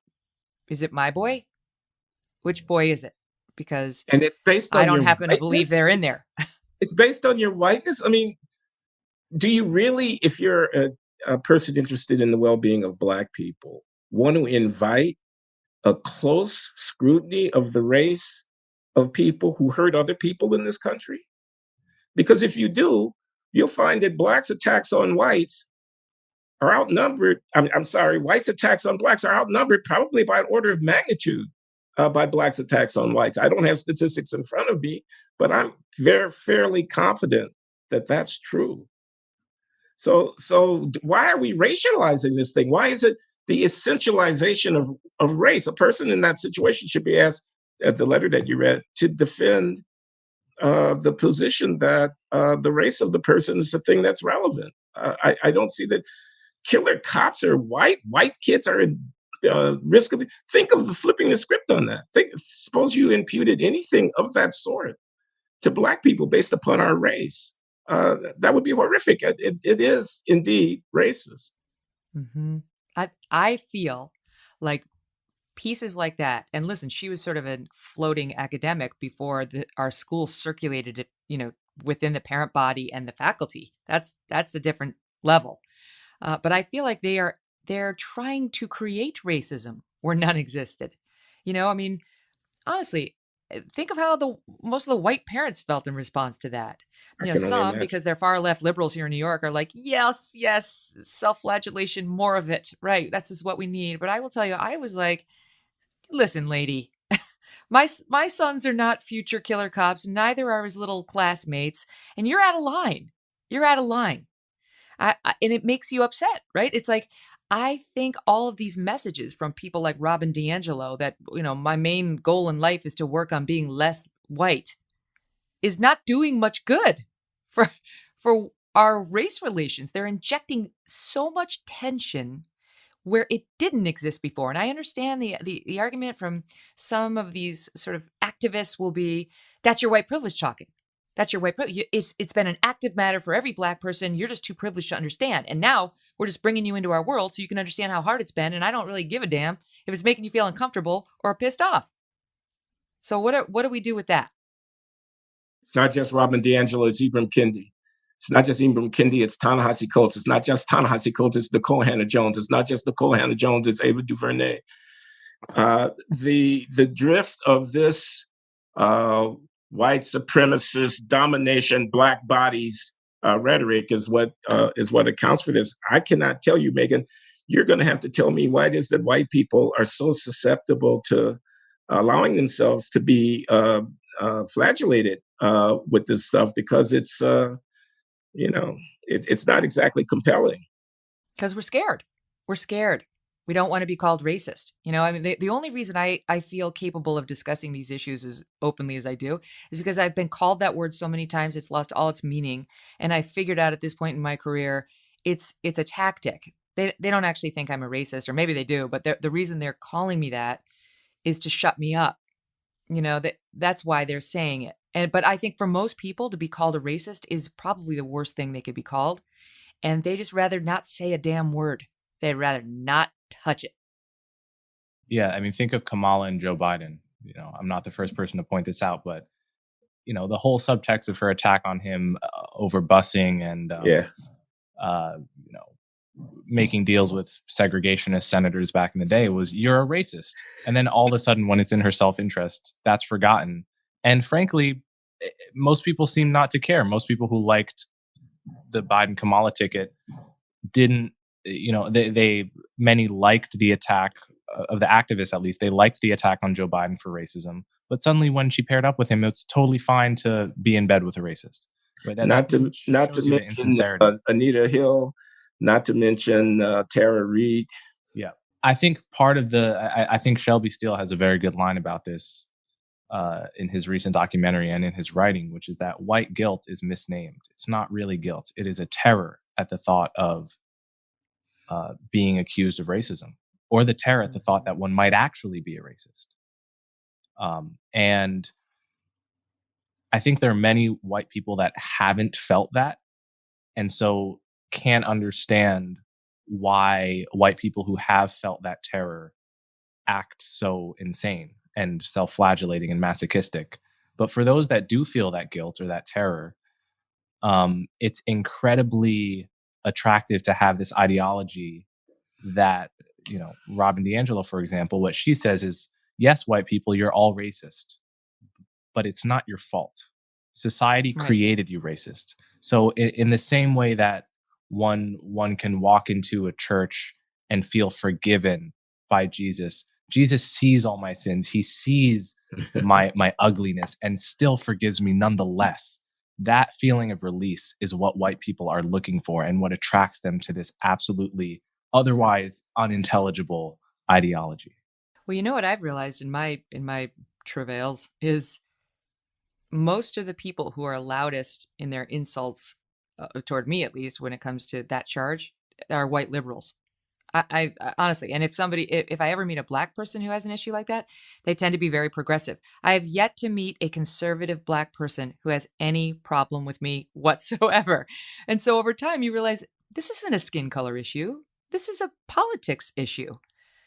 And once you realize that, it helps you reframe the whole thing. It helps you regain your willingness to talk openly and honestly.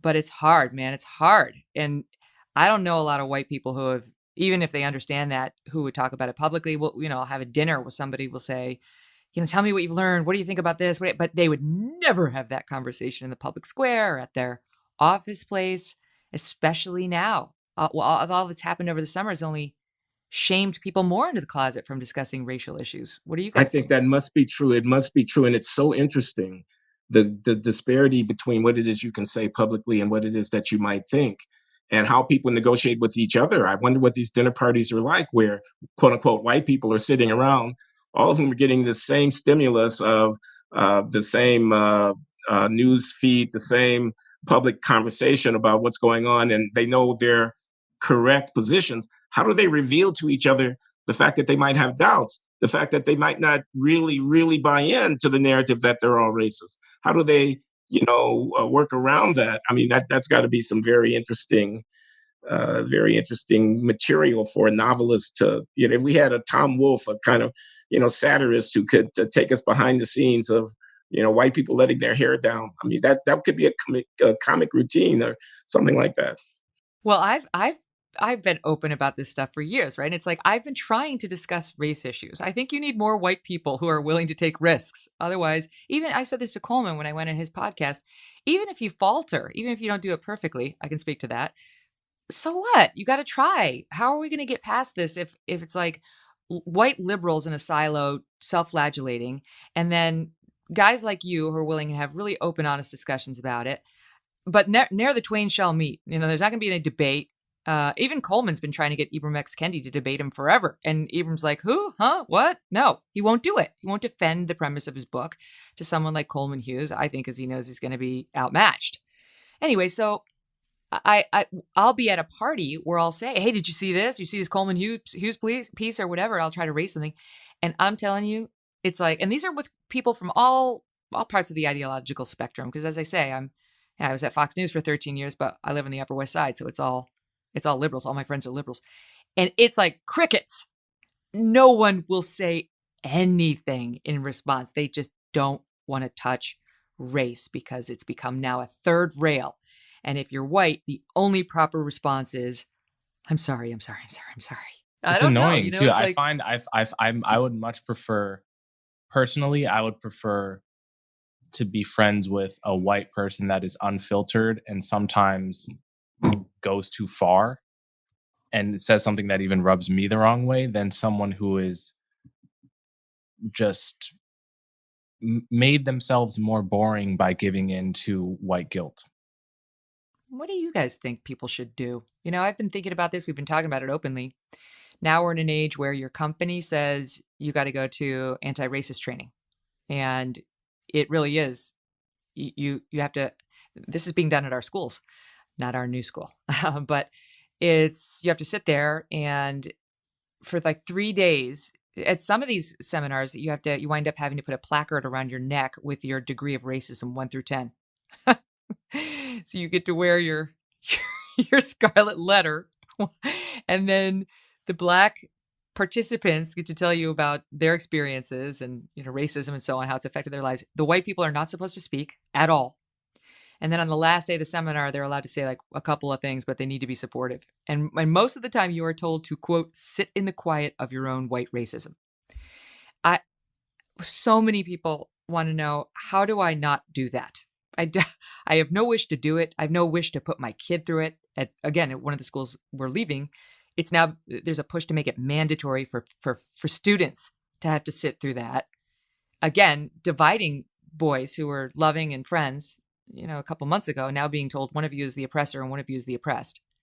So what do you guys think? What is the answer to that? Megyn, have you heard about Jody Shaw, the case of Jody Shaw? I love her. Smith. Oh, you know her? Okay, yes, indeed. She's putting out I don't these know videos. her, but I love her, and I watched her video. Yeah, I've watched her videos as well. She's a member of the staff of Smith College, and she's complaining in this series of videos about how she's been treated inside of these diversity training sessions. I won't try to recapitulate what she says, but it seems to me she's got to be the tip of the iceberg. Yeah. Well, that's the thing. What I love about Jody Shaw is she's kind of, meek, I would say. She doesn't project very strong, and yet she's doing it, man. I mean, she's brave. She's like, this is baloney. I don't want to be shamed for the color of my skin. And we should be able to have discussions without getting shamed by the university. Oh, and by the way, everything I'm saying is protected by the law, so don't fire me. But I do think unless we get more Jodies, or people just willing to say, as Douglas Murray keeps saying, you have to say, I refuse to let you re-racialize my company, my country, and myself. But man, easier said than done. And it occurs to me, I would like someone who defends this kind of diversity workshop where white people are told to remain silent, to come up with a single example from human history where you have improved the relationship between two groups of people that see themselves to some extent as groups, having some kind of group consciousness by ritual dominance, right? Like what is a more direct signal of social dominance than you cannot speak, you must listen and not reply? That's what a parent does to punish their child. How again, come up with one example in which that improved rather than created resentment in the population that has to submit to the ritual dominance. I would never, as a Black person, submit to such humiliation. And I would never ask anyone else to. It's so ironic because it's really based upon white power. I mean, the reason that they get away with saying you can't speak is the presumption that in your whiteness you're this dominant force that has oppressed, and so you have now to cede the ground to the weak and whatnot, and that's their power. Their power is pointing to white power in a way. I mean, it proceeds at the sufferance of the oppressor. declare the white to be the oppressor, and you impose upon him or her in this way, and you expect them to forbear and to allow you to impose because they accept the fact that they are the oppressor, you give them all the power. Right. I mean, I was saying after Robin DiAngelo's book, if I behaved the way this woman wants me to behave, my black friends would laugh in my face. If I walked, can you imagine? Let's see, I see you next time at the Comedy Cellar, Coleman, and I walk in and I say, I just want to begin with, I apologize on behalf of myself, on behalf of my race, and I promise to spend the rest of my life trying to make amends. I mean, You know, it's you'd be absurd. insufferable. You can't actually develop intimacy, whether as a friend or more, with somebody if if if you presuppose that they trump you on whole domains of reality, like race relations, right? Like your thoughts don't matter. um you have to remain silent, you have to submit to them. It's just it's not it's not a relationship that I would want with any of my white friends. Like I said, I would rather have someone who's unfiltered and wrong sometimes than someone who is so filtered that I have no idea who they actually are, what they actually think, or if they even know what they actually think. Because you can get to a point where you don't allow yourself to think because you're so afraid of what you might actually think if indeed you really thought. That's exactly right. That's so, that is perfect. Yeah, that was It's, good. I have to say, as growing up as a Democrat, a Democrat house and going through academia, which tends to make you lean left anyway, I never really spent a lot of time thinking about a lot of these issues. And one of them was affirmative action. But I was like, I guess I'm pro affirmative action because I'm pro equality, and that seems to be something that my side when I was growing up was for. So that sounds good. And the more I've read about that, the more I've really had reason to second guess myself. And I read Heather McDonald's book, and I've been reading a lot of Shelby, Thomas Sowell, you guys, and I know there really are questions about how well that works out, right? Like when it comes to student education, that's what I'm talking about in particular, like racial preferences in university admissions, which they just tried to re-legalize in California. They had outlawed them, and they tried to re-legalize them, and the voters rejected that.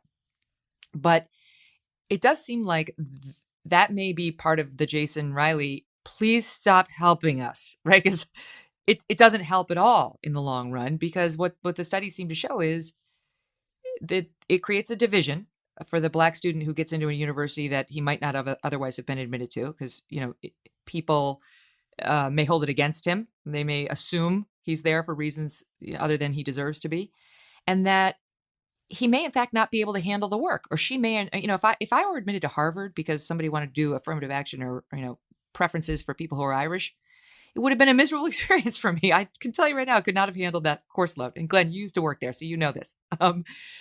But I went to Syracuse, and you know what? I was a star. It was great, worked out great for me. So it doesn't always work out to lift somebody up to a place that their raw academic merits couldn't have justified. What do you think, Glenn? Yeah, well, I think we've been at this forever. Affirmative action is going all the way back to the 1970s. This is a half century.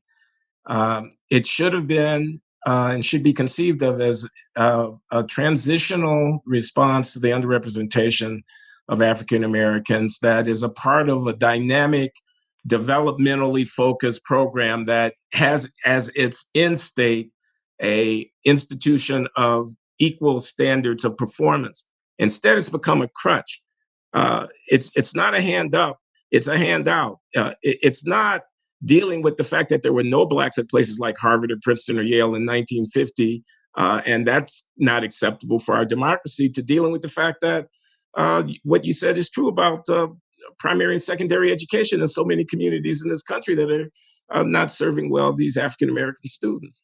I think there's huge controversy about the empirical effects of affirmative action. I think you can probably justify, as Bowen and Bach, presidents of Princeton and Harvard in the 1990s, William Bowen and Derek Bach in their book, The Shape of the River, they try to justify what they're doing. They said, no, we're not using the same standards, but by and large, our kids do okay.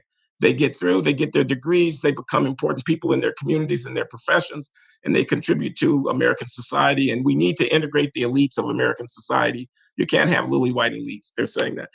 But that should be a transitional thing. The institutionalization of it is horrible. It's so corrupt.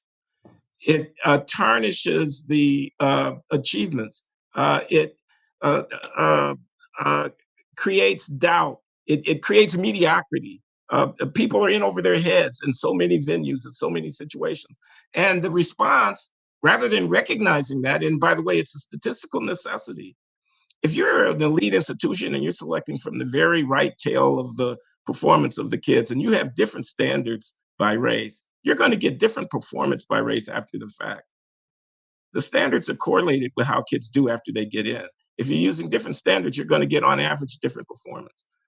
And that creates a situation where, in order to avoid acknowledging the different performance, you end up watering down. You end up with grade inflation.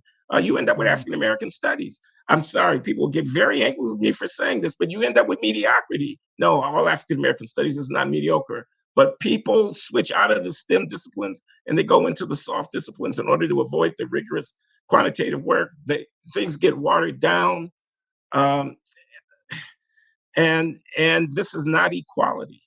So in other words, I've if you're at had, Harvard let me and you just, wouldn't have otherwise gotten in, you maybe if you had gone, to Syracuse, you could have been an engineer. You could have this handled is the the workload there so-called to become an mismatch engineer. hypothesis. This is the idea that the kids get matched with the wrong schools, and there's a fair amount of evidence to support that as well.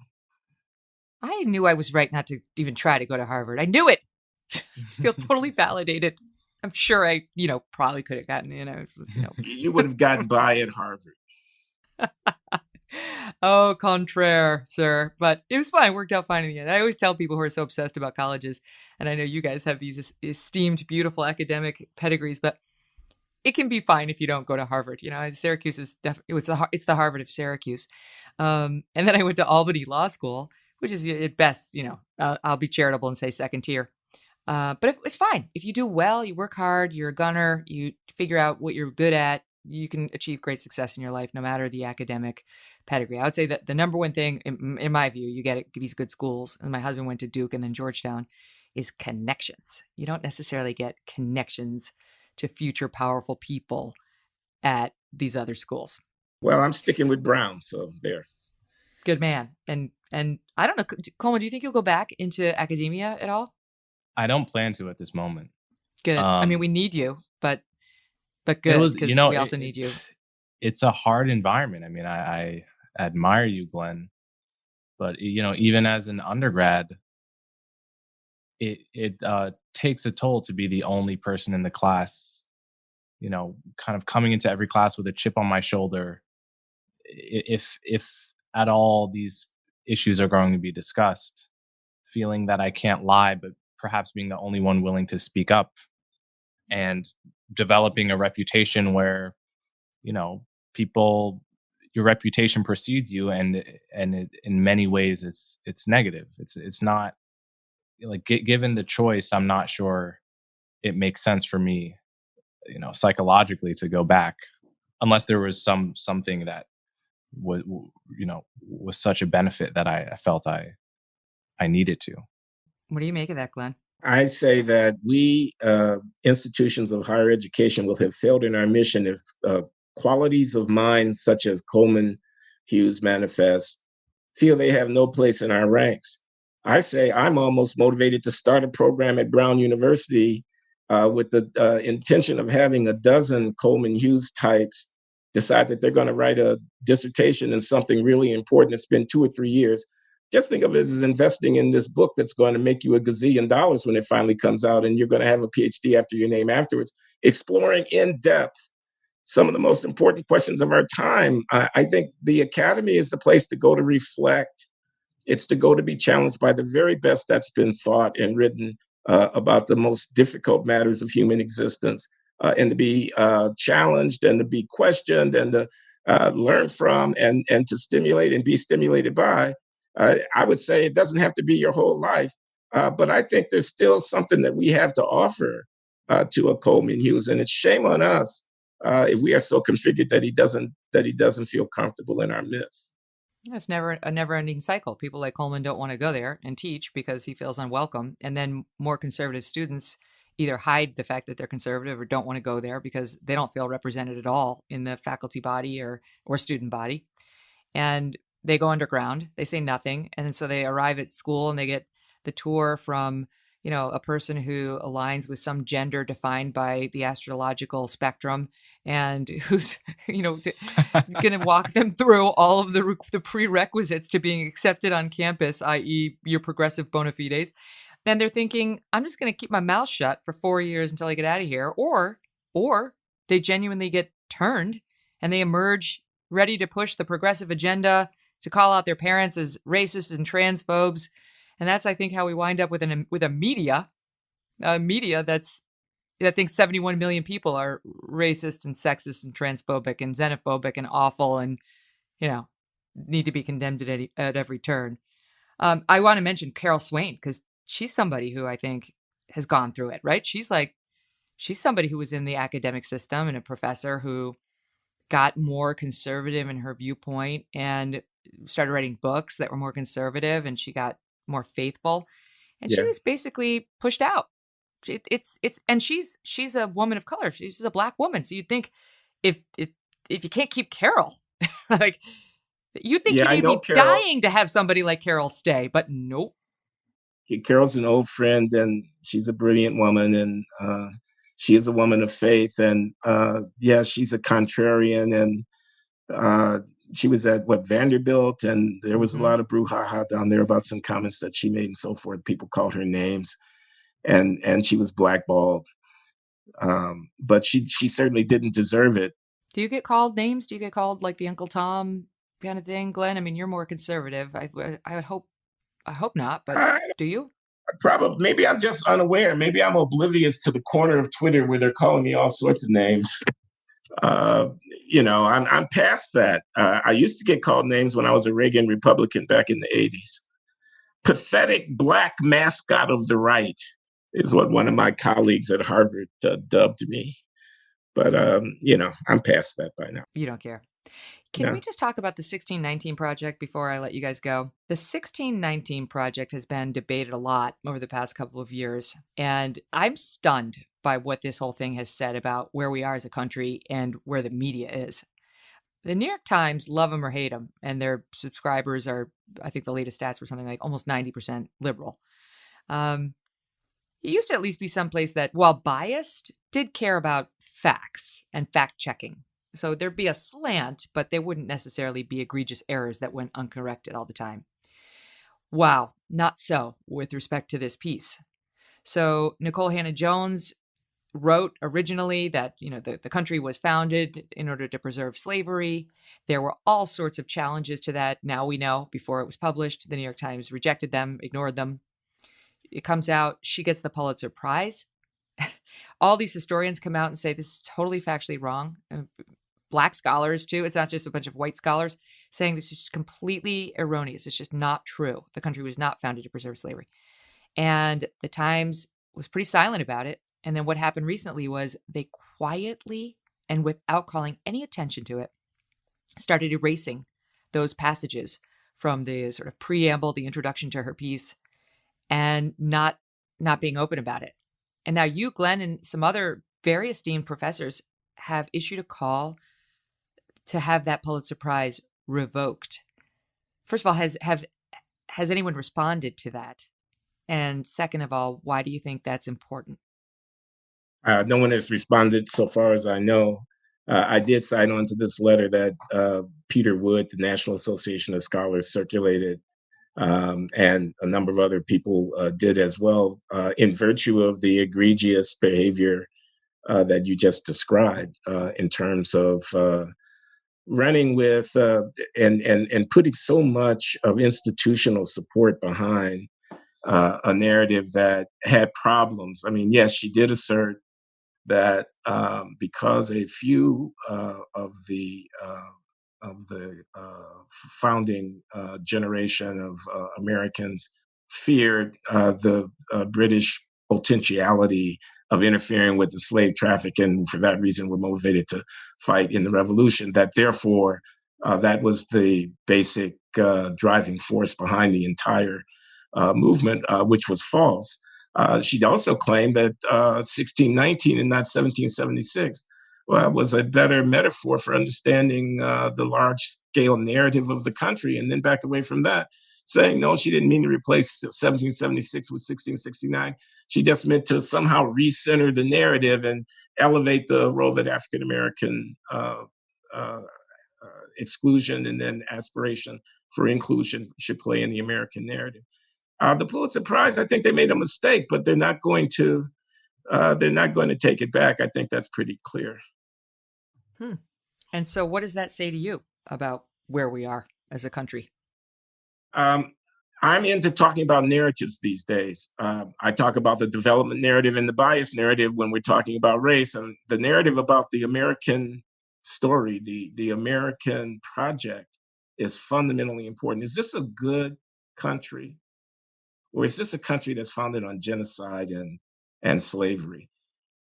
The impact of Western settlement in the Western Hemisphere, the European settlement in the Western Hemisphere on the native population was devastating. There's not any doubt about that.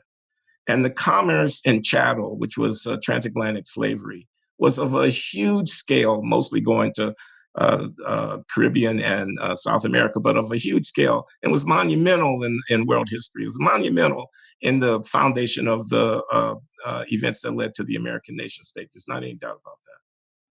But the founding of the country, 1776, 1787, the creation of the United States of America was a world historic event in which the Enlightenment ideals got instantiated in government institutions. And as a matter of fact, within a century, slavery was gone. And you know what? The people who had been African chattel became citizens of the United States of America, not equal citizens, not at first. It took another century, but they became, in the fullness of time, equal citizens of the United States of America.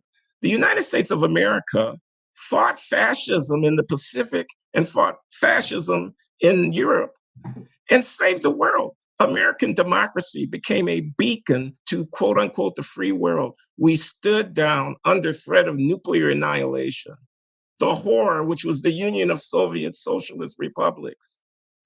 We have had the greatest transformation in the social status of a serfdom people, which was what the emancipation affected and the creation of the Negro, of the African American, probably that you could find anywhere in world history. 40 million strong, the richest people of African descent on the planet by far. This is a question of narrative.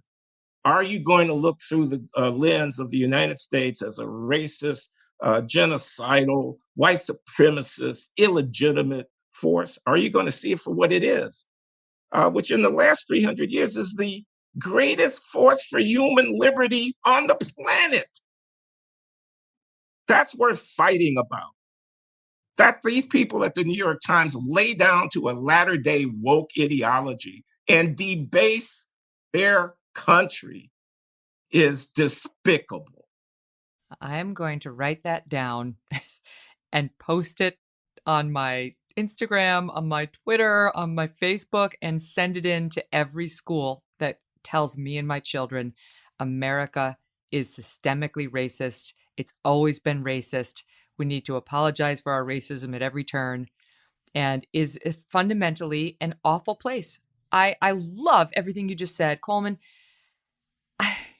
Why aren't the kids talking like that? Why isn't patriotism taught anymore? Why, by the way, our new school makes the boys say the pledge, which I like. You know, like when I was a kid, it was okay to celebrate Columbus Day. It was okay to celebrate the 4th of July. It was okay to say you loved America and its military and its foundational ideals. And now, I think thanks to guys like Colin Kaepernick, just saluting the flag or standing for the anthem, now you got people explaining why they're standing. Why not people explaining why they knelt, but explaining why they're standing to respect our flag and everything that's been sacrificed for it. Well, I don't think you have to teach patriotism. I think all you have to teach is balanced world history. And a rational person will come to the conclusion that there is something special about America. America is not your average country. There is a reason why it's the number one destination for Black and brown migrants, migrants in general, Black and brown migrants in particular, across the world. There's a reason why I could win money betting all day that the average migrant from West Africa or East Africa or India, if they have one destination in mind, it's here. That is not a coincidence. It's because there is something about America that is especially open, liberal in the classical sense, and that those values have had good consequences for the ability of diverse peoples from all across the world to ascend from third world poverty to first world poverty to president of the United States. It's why why there's nothing, why when you hear rags to riches stories in America, you don't even bat an eye. You take it for granted because it happens so often. When we talk about history, you don't necessarily have to teach patriotic history per se. What you have to teach is global history, balanced history. A lot of people have no idea about the worldwide institution of slavery in the Middle East, in China, going back thousands of years, the Aztecs, so people conceive of it as somehow a uniquely American sin, and they have no concept of how commonplace cruelty and human bondage has been on across every corner of the earth since antiquity. And so the fundamental question is whether you compare America to the ideal nation you can have in your mind based on your 2020 morality, or whether you compare it to other nations at this moment. I mean, right now, China is lecturing us about systemic racism while committing something bordering on ethnic cleansing with the Uyghur Muslims. It's absolutely laughable. And just there's a contradiction at the center of it too. It's like, what other country can you picture China or India or Turkey or Russia having a 1619 project, even reflecting on their own history in any negative way whatsoever? Can you picture them having a book like the Howard Zinn book, People's History of the United States, which was a bestseller in like the 80s or something? Can you picture a Chinese version of that, a Turkish version of that? No. It's because, and that in a sense speaks to our commitment to self-criticism, to freedom of speech, which is a novel idea in the long view of history. And so I think ultimately it is an ignorance of the rest of the world that leads people to be unreflectively anti-America. And I think I have a much easier time talking to immigrants about this kind of thing than I do people who've been raised here for so long that they don't know that other places exist. Mm-hmm. I love that. You don't have to teach patriotism. You just have to teach history, world history, and people will get it. I've got to ask you one last thing that I've been struggling to answer myself. And I'm really curious to hear what your answers are going to be on this. This is like one of the main things I wanted to ask you. So I think it's pretty clear that I'm not a wokester and that I don't buy into all this, racial division BS. But I, like most Americans, also see that there is still racism in the United States and take it on a case-by-case basis to make up my own mind. Overall, in general, as a human in this country, and certainly as a white human here, what can I do and what can the listeners do if they want to, without buying into all that other stuff, be an ally? Like how can we be good brothers and sisters to people of color and be helpful and be open-minded and take into consideration that there is a history that we all are dealing with in a way that's helpful and helps bring us together and forward? Oh gosh, I don't know what to say, Megyn. The first thought in my mind was, be honest, please. Don't hold back. Tell people what you really think. You want to be an ally. And that means have the courage to criticize, have the courage of your convictions and such like that. But and I also want to say, let's make it a decent society for everybody, and then a lot of these racial disparity questions would take care of themselves. We don't have to get disparities down to zero in order to avoid the, food insecurity, people who don't have a decent place to live, schools that don't work, unsafe neighborhoods, and things like that. Let's make it a better society for everybody. But that's not really what you ask. You want advice about how to have your integrity intact, and not succumb to this nonsense, and yet at the same time feel that you're on the right side of history with respect to the racial questions. And I'm very interested to know what Coleman is going to have to say about that. No pressure. Well, thank you, Glenn. Commit yourself to reason.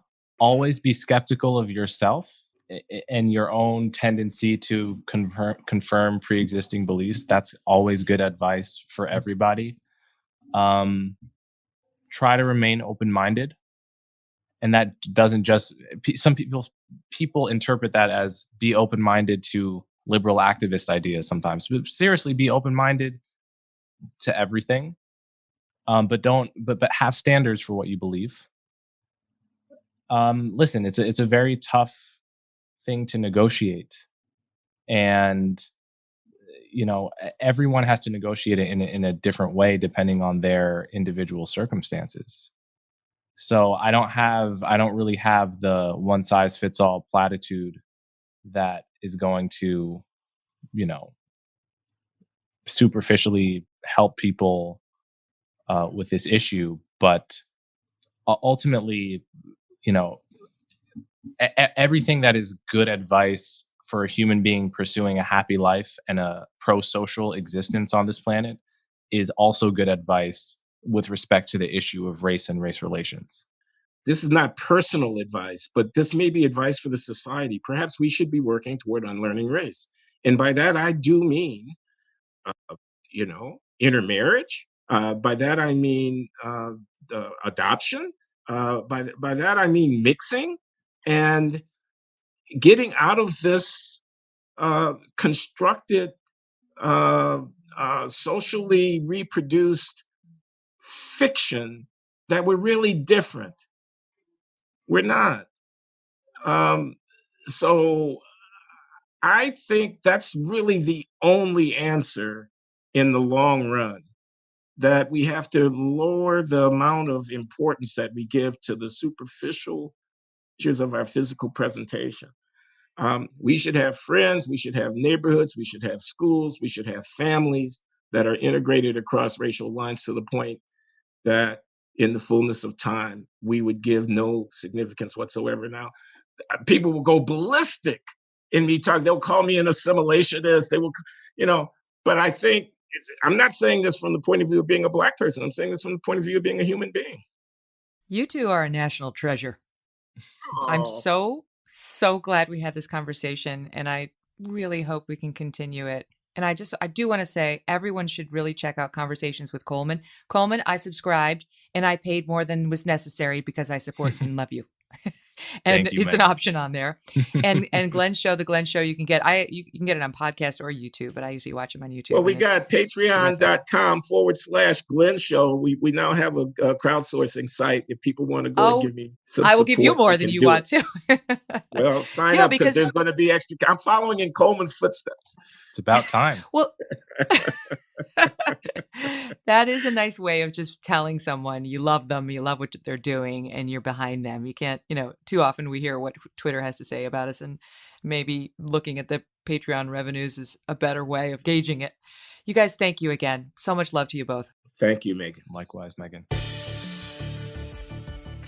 That was amazing. Wasn't that amazing?